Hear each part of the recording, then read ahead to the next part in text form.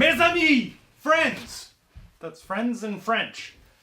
Allow me to introduce the very first, one of two, there's two of them, prototype of the new, the in the works Poseidon hardtail mountain bike. A bicycle that, might I humble brag, is designed by me. I designed it. Crazy, right? Pretty weird that I got to do something like this. Just because I started to make YouTube videos 7 years ago. So yes, this is the first hand manufactured prototype. This bike is not available yet. Like, don't go to the Poseidon website going and looking for pricing, availability, any of that. Like there are things with this bike, as I and Lewis rides his as prototypes, we may want to change. Like, this may or may not be its complete final form just yet. Geometry might change slightly. Some design stuff might change slightly. Components could change. So give it a little time. Also, be a little excited because for the next little bit, as we test and, check things out prototype wise, comments, feedback, everything can happen in the YouTube comments. And, can't help but read and take everything into consideration. So it's almost like from this point on, this could be like mildly community designed. But here's what I've got so far, geometry and what I was thinking design wise when it comes to this thing. Definitely interested in your opinions on it. So my prototype that I got made is a size medium. I can kind of straddle between a medium and a large, but I wanted the smaller size, just throw it around and test it even harder than maybe I could on a large. Like, I could take this dirt jumping, I could take that, like I could just throw this around a little harder. So that's why I went with a medium. When I give you these geometry numbers, nothing's gonna blow you away. Like, you're not gonna be like, oh, that is a ground-breaking bike.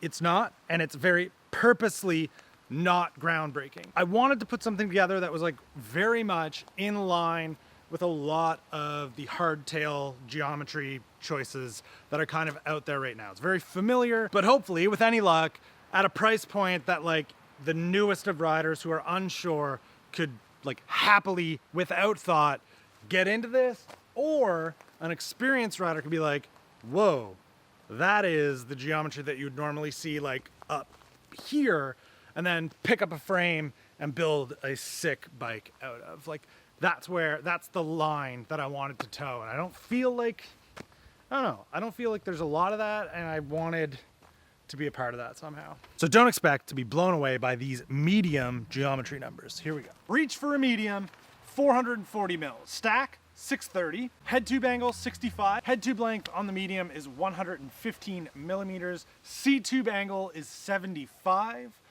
Seat tube length to the top of here, 415, so it is short. Bottom bracket drop on all the sizes is the same, 50 millimeters. Chainstay length on all the sizes is also the same at 430. I'm considering shortening that a little bit, but I don't want to lose the ability to maybe throw a 29er in here. That's also worth noting. This is a 650B bike, but ideally you'd be able to do both. And I think at that bottom bracket drop and all these numbers and the chainstay length that is currently on there, that is easily achievable with a couple of tweaks. There is a couple tweaks that need to be done, and that's just kind of, that's the prototyping life. As I have learned, definitely in your first batch, your first run of a bike that you've designed, once it shows up, you're like, ooh, forgot to say that, shoot. It's pretty funny. So obviously this top tube is crazy low. And one of the things we were trying to do with the drawing was have the seat stay and the top tube actually line up perfectly in a line. And we have definitely achieved that. I am curious as to what your thought of that is, because originally I was like, maybe I'll just bring that up a little bit to break up the perfect line.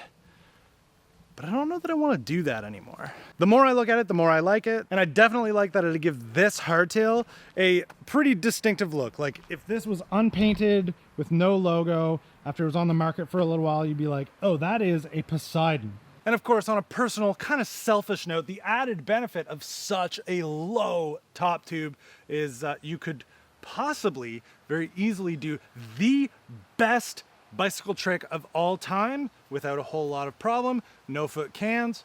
Yeah. Is that foreshadowing? Yes. Anyway, that's a pretty good introduction to the frame set itself. I guess we can quickly go over components a little bit. Suntour XCM 34 boost fork. Obviously boost spacing in the rear. The wheels, we tried our very, very best to share between the Redwood and this. So the rims are the same that you would find on the Redwood, but of course, boost spacing hubs, so they can't share that way. But the hubs are from the same company. They're Quanta, and they're sealed bearing hub. The brake choice is interesting. It's the Wintec mechanically actuated hydraulic caliper brakes using Tektro levers. Once they burned in, they work pretty good. This rear brake cable routing, I think I'd like to change. Advent X drivetrain using a Pro Wheel 32 tooth narrow wide boost spacing square taper crank. I think it's cool that that's available. 15 mil rise bars. I think I'd actually have to check. It's either a 40 or a 50 mil stem. This is a Promax fixed seat post. I had told everyone that I didn't want to put a dropper post on it because I wanted to do everything I could to keep costs down. I don't know how much of a cost difference it is to like actually put one on. I think that's another thing in the comments that would be interesting to sort of see the divide of, like, would you truly want to spend more to get whatever dropper post, or would you prefer buy the bike like this and put your own on, is my question. I feel like I would want to put my own on, but I don't know. And speaking of that, I am going to put one on right now because it's 31.6 and I've got a 31.6 post, and I want to see what it looks like with the proper Spindatt tires on it.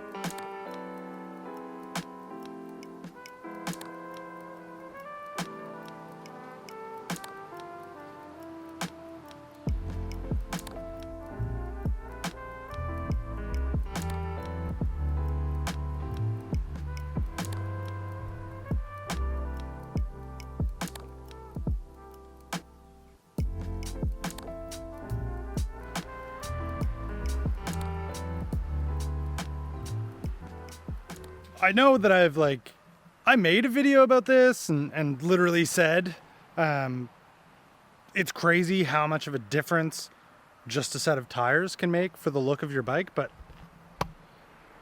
that is a whole different beast. That is not the same bike. That is sick. So I think that gets you introduced, acquainted, as informed as you kind of would need to be for this portion of this bike's life. It's very, very much in its infancy. I plan on doing like a lot of different sort of prototype testing with this thing. I'd like to ride some green, blue, black diamond, double black diamond if I can for the East Coast anyway, trails, jumps, tricks. I'd like to do some like almost street ride testing with it. So expect a lot of like torture test content with a bike that is not on the market yet, but I want to do my best to prove to the world and to myself that I and Poseidon have created something that is not even to be second thought of. That like, yep, tough, gonna handle it, whatever your riding abilities may be. I think that's everything. Oh, the name. We're calling it the Norton.